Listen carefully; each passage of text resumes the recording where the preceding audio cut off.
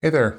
In this video, I'm going to be showing you how to set up a lead follow-up system inside your CRM to instantly respond to leads that come in, whether through your website or through your Facebook ads or anything like that.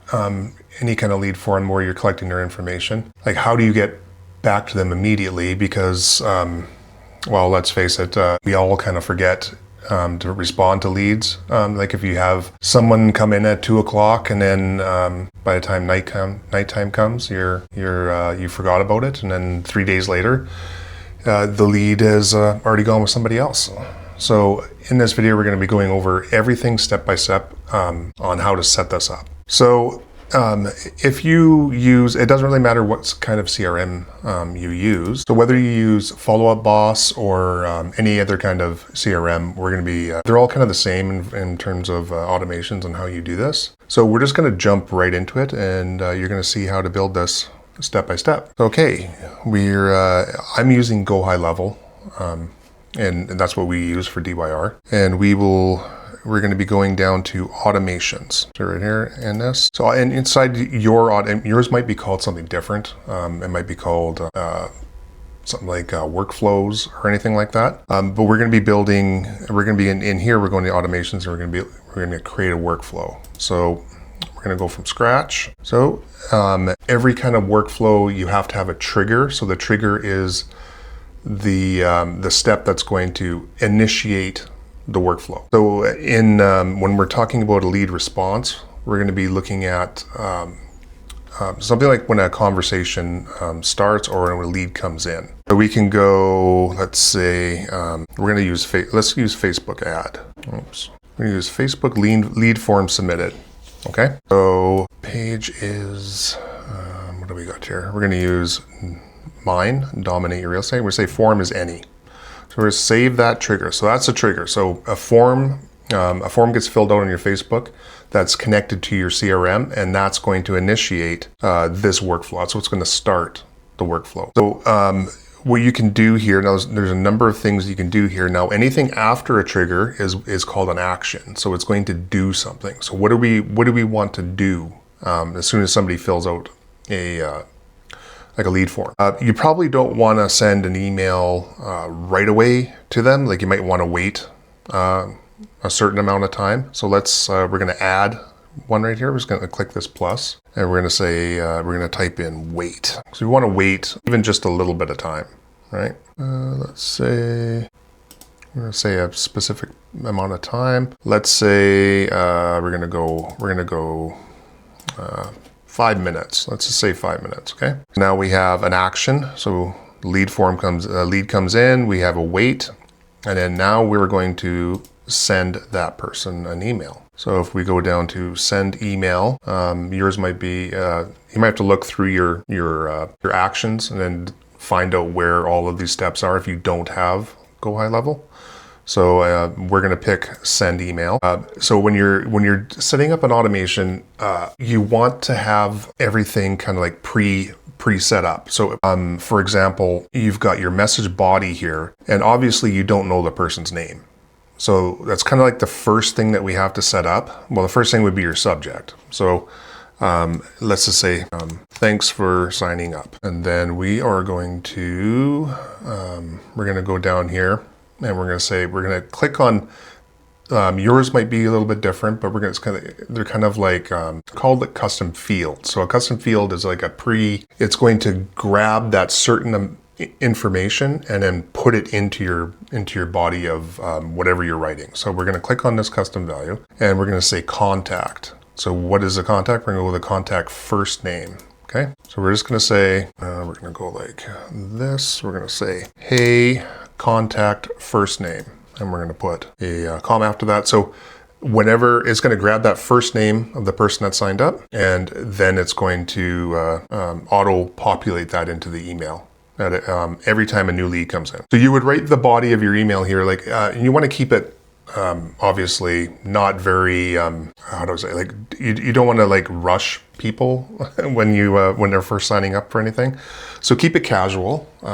Just thank them for whatever it is that got them in there. So whether it's through your website or through a lead ad, anything like that, just thank them and say, hey, thanks for signing up for my, let's say, a free guide, right? That would be kind of a good one.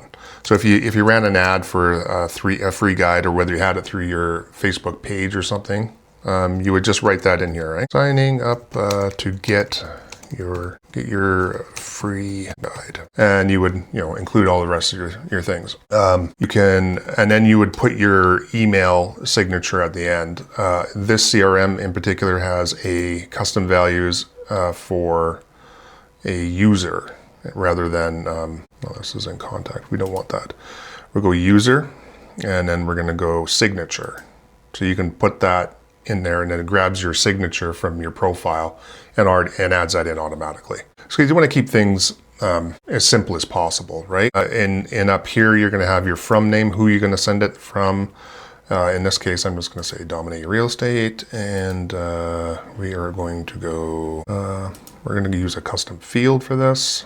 So no, not contacts. We are going to go some value from email. It's going to grab my email that I normally send from, and it's going to put that in there. Okay, and we save that action. So now that that's done, so every single time, what's going to happen now is a lead comes in through your face for this, in this particular workflow. Lead comes in through your Facebook. It's going to wait for 5 minutes, and then it's going to send the first initial email. Now, depending on what you want to do next, you could, so now the lead has been responded to within 5 minutes. You can reduce that time a little bit, to 1 minute or anything like that. Now, what you could do as well, like if your CRM, you have a SMS service connected to it, you can send a text message after. So I would always do another wait period though. Always do another wait. So you're going to go, like, say, another 3 minutes or something, save action, and then you're going to go add a send SMS right here. So you're just going to build out your text message the same way that you would do an email. Now, what I just want to give you a fair warning when using text, your lead form, whatever you're grabbing them from, has to have certain language in it saying that they can unsubscribe at any time and that you are collecting their information to contact them. If you don't have this permission and you're texting people, you can get your phone number blacklisted, and you'll no longer be able to do this. Myself, I would rather email than use text at all, unless the only time I use text is to contact a client that you already have, and that works really well. But if you're only sending a couple here and there or something like that, it should be okay. You shouldn't get blacklisted, but just make sure that you have that in your form that you're collecting that information on. Okay, so you would fill this out the same way. You would say hi, and you would put in the contact. We're gonna say first name, and now it's got that custom. It's called a custom field, and then you would say the same. You would say, maybe you would change it up a bit, because if they got your email with the free guide link, let's say, you would want to change it up. Say, hey, I just wanted to check in to see if you received your free guide. If you have not, please check your spam in your email maybe, and no rush, but I'd like to get in touch with you and see what we can do for you. Anything like that, like whatever sounds like in your brand, right? So once that's done, we're going to save that. Now, another good thing to do here, so that gets them through the first initial contact. However, usually it takes more than that to just get them set, to get them warm as a lead. So so this is a good way to get them on another nurturing campaign. So you would say something like, and there's many ways to do this. You can add a tag. Let's say add contact tag here. Okay, we're going to say tag, and we're going to go, I don't know, it doesn't matter what you say, like customer. Okay, and it adds that tag. Right? So we're going to save that. So this completes this workflow. This workflow is now done. You would name, obviously you're going to want to name it. We're going to say Facebook. Well, let's just use that. Facebook lead form submitted. Okay. It's going to save it.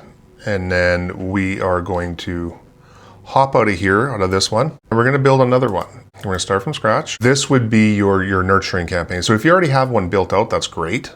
However, what you're going to need that another trigger added to it to say, okay, when that other workflow was done, we want them to go do something else. So in this case, we added a tag. So let's say, let's go tag, contact tag, and the contact tag was added, right? So it's saying, okay, a tag was added. What tag was it? So we're going to pick the tag. We said customer. So when the customer tag was added, now what are we going to do? So this would be a good time to have like a nurturing campaign, and you're going to build this out the exact same way that we did the lead form when the Facebook lead form came in.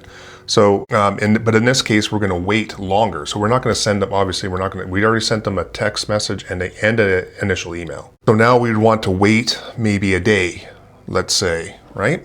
So just think about this in terms of like how you would want your potential lead to get, or potential client to get information from you, right? So we can say, let's got minutes and days. You would pick the days and save that action. And you're going to do the exact same thing as what you did in the last one. So now we're waiting 1 day, and we're going to send an email, and we're going to build this out the same way that you built out the other one. So, but in this case, obviously these emails are going to be warm-up emails. You want to talk about value, what you bring as a real estate agent to the table, and you want to give them a reason why they should choose you, and you want to keep things as basically how they're going to get to know, like, and trust you. You want to get that framework at all times, so they give value, obviously, so they trust you, but also give some personal information like what you're about. Maybe you could even include a video. So within all of these CRMs, you have the option of you can say, like, so if you're writing an email, you say let's say click video here, and you can highlight this one little part, and you can say add a link. So you would just put the URL from your Google Drive or from wherever you're getting your video from that let's say you made, and you put that into the link there. That's how you do like a hyperlink. Anyway, that would cover all your basics of your campaign. Now, we're just going to cancel that. Then after we've made another email, you would wait for like 3 days after and send another one. And then do this, maybe you could do this up to like 10 times. And that would cover pretty much a whole month of email, like of touchpoints, it's called, to get your lead warm. And you're obviously trying to strike up conversation. So give value. If you have free PDFs or guides, do that. It's good to have a niche. If you have a niche that you're covering a specific type of real estate, you can cover that niche, like give them a lot of information about that, because that's typically seems to do the best, like instead of just cold lead ad, like they're called like hot sheet ads. When they come in, if they're not really specific, you don't really know what that person's exactly interested in. But if you have a niche where you're selling acreages, like that's what we did. We covered acreages, and we kind of, Andrea, my wife, became a specialist at it, and then everybody wanted to know about acreages. So it was easier to create content. So, but whether you're an upsizer, downsizer, you can do the kind of same thing, if you get my drift. But that's what we do at DYR. So like, I understand that this is it's more technical than what realtors really want to get into. I totally understand that. That's why we built DYR to begin with, is to get that off of the realtors' tables and like get them selling homes rather than dealing with the nitty gritty. Because from what I hear, most realtors know that they need this stuff, but they don't really know how to set it up and take the time to do it, right? So yeah, if you want any more information, I'm going to include a free guide in this video. Also subscribe and make a comment and tell me what you would like to see next. We can cover all sorts of technical stuff. Okay? Anyway, bye for now.